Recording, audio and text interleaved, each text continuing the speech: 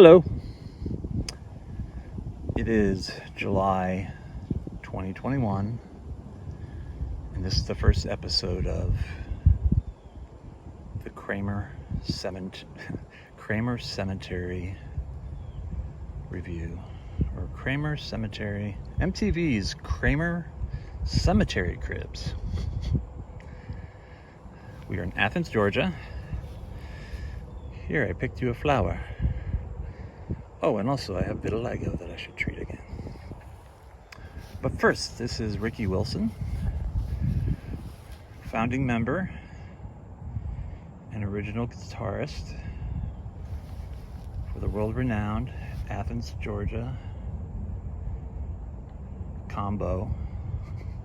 Pardon me, I haven't written music reviews for a while. For AllMusic.com and my zine Gutless of the 90s. I'd like to say thank you to my 12 fans.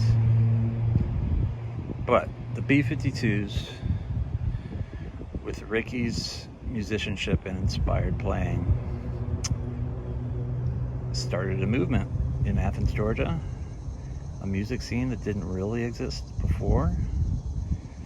The University of Georgia is actually the oldest land university, I think, or second oldest in the country. It's very old. But guess what? We're all timeless, including land. But back to Ricky. Ricky Helton Wilson played guitar, and I reckon I'll have to ask my friend Cindy, who I know on Facebook. I've said hi to her a couple times in Athens, Georgia, because that's what you do. You don't treat international music celebrities like they're anything more than people.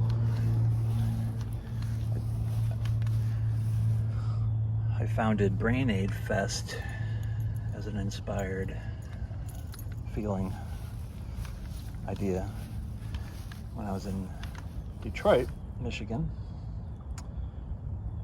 I was battling my mental health issues. But I was like, why hasn't there been a Live Aid for mental health, or Farm Aid? And like I said on stage once, because you thought of it, Steven, make it happen, Captain. So it started, and now it's continuing until I die. And maybe after I die, we'll see. Pick these flowers for you, Ricky. I'm not gay, but I think you appreciate it. I want to ask Cindy why or Fred, who I'm a Facebook admirer of. I forget the question I wanted to ask. I'm trying to learn to manage my depression and mania, to use those superpowers for good. The breeze of grace is always blowing. Set your sail to catch that breeze. You know what's crazy? When I was getting set up, I don't know about what's this story? Rebecca Wilson Bennett. I don't know if she was born on October 18th, 94, or she died. I don't know. But guess what? It says breeze right there. And when I was getting set up right here, yep, I felt a breeze. Like we always say, oh, God's bowling when you hear thunder. Well, maybe when you feel a breeze, ghosts are farting. And since they're deceased, those farts are cold. And they're nice and refreshing. I cleaned up around here, put some things back up. There wasn't too much maintenance here, but one thing I'm not a fan of is, yeah, that's a fake leaf. This is a fake leaf. So it won't break down, so I'm gonna put these in here. I am a litter picker-upper, if you couldn't tell. My grandma, Virginia Ruth Weissert, or Virginia Ruth Hogue Weissert. I was her youngest grandchild. So when she was teaching me the ways of the world, she'd say, Stephen, I was probably being called Steve at that point, leave each place cleaner than you found it, or neater. I said, okay, I'll do my best. Ooh, more breeze. How do you like that breeze, Cosmo? Cosmo can get overheated, especially since he's older, but it is Athens, Georgia also. But Athens, I'll make a different video for Cosmo's story, but this has been Stephen with Ricky Wilson and his family. I just want to share my bees memories. I'm a late bloomer, and I didn't have any older siblings or brother. That my sister turned me on to some music, like Amy Grant, my first concert, before she sold out. But MTV was my older sibling with a cool record collection. And I was born in 74, so I wasn't around for the late 70s, early 80s stuff. I was literally trying to find my feet, literally and figuratively, in life. But when I discovered MTV and pop radio, Love Shack came out in what, 88, 89, 87? My guess is 88. And of course the video was on MTV rotation. So I remember that. I bought Cosmic Thing on cassette. I was like, I want a love in a shack. Then I moved to Athens, Georgia years later, and I bought an Athens Land Trust house. Not shacks, but don't look down on anyone else's homelessness or homeness, because I'm in a period of transition. But when Love Shack introduced me to the B-52’s, and I would say similarly to probably one of my first favorite bands, although I hate that term, favorite, Aerosmith. It blew my mind that I discovered them with the Permanent Vacation album and Love in an Elevator as a 13-year-old boy. I was like, what?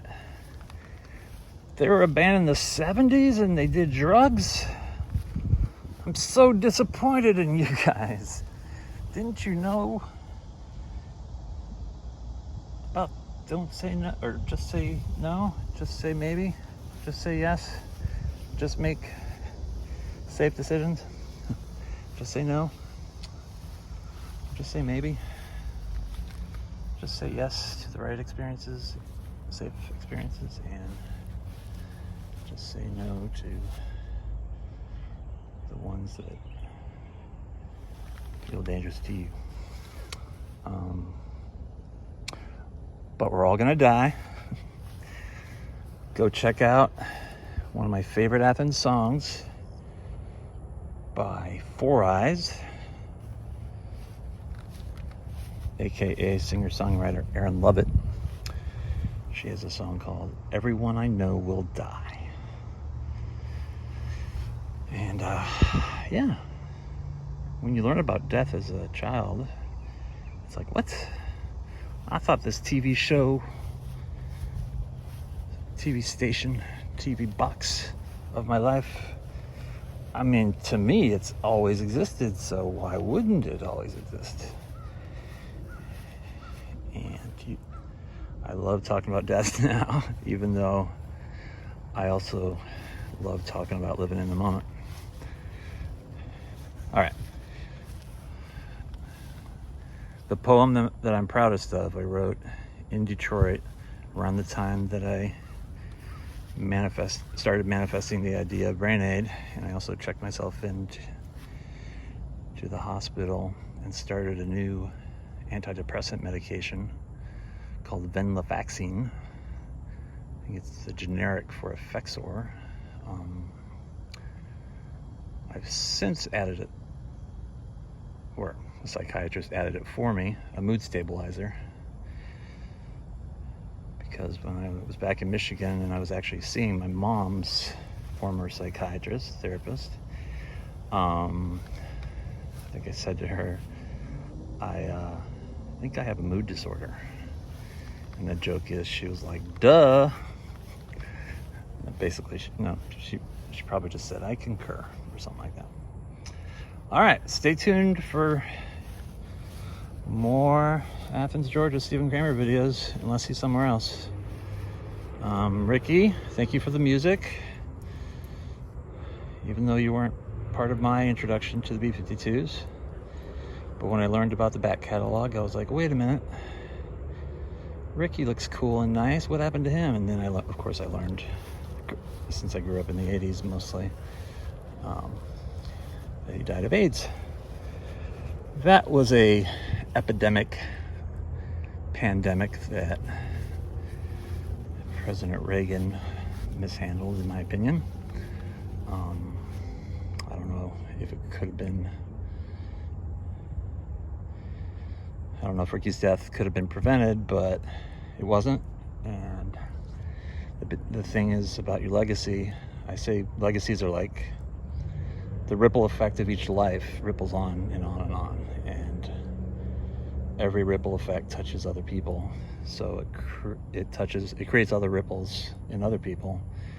And that's the beautiful thing about my mom's life and my grandparents' lives and everybody else. And Cosmo's life, Cosmo Kramer. Fun fact, he was named after the Carl Sagan series because it's black and white.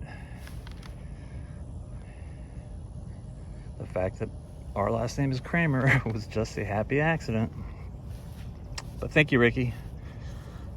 Rock lobster, brother. That guitar riff is legendary. But you were more than just guitar riffages. You're a son. You're a brother. You're a grandson. I'm sure you're a cousin.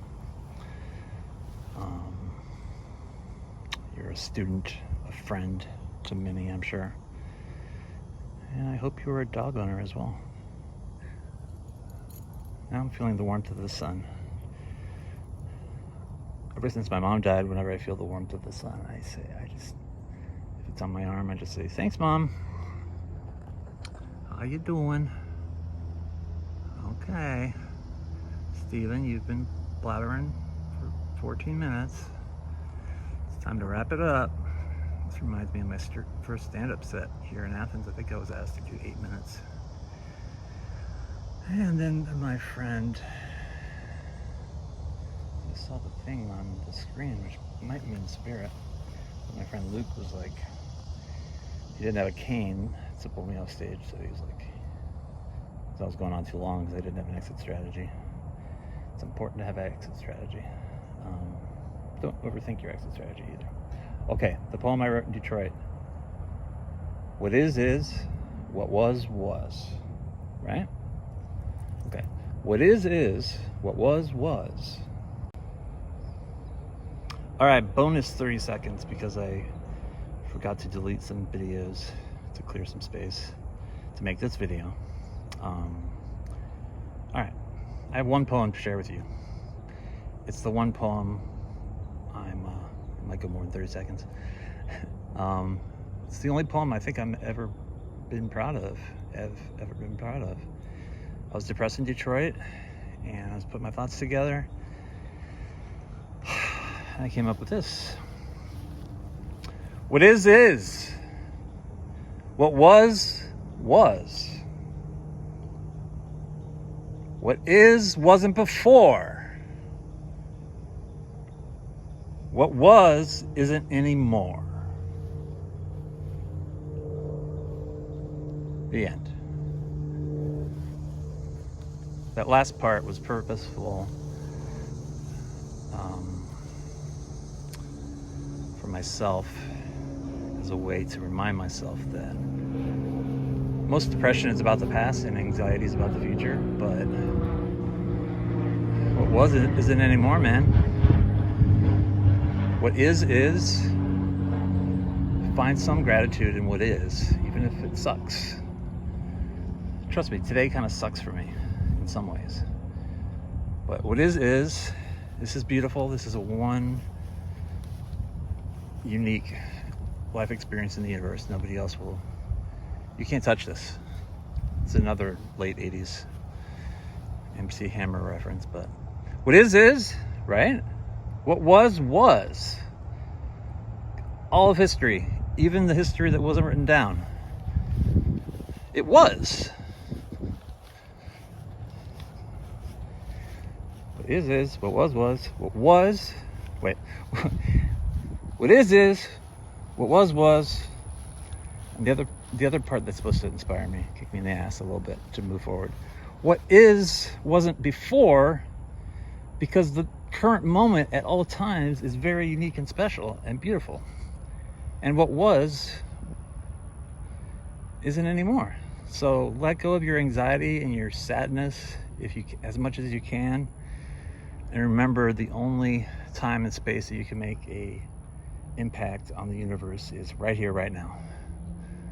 At some point in the future, after I upload this. How are you doing, future people? We'll see what happens to me and Cosmo.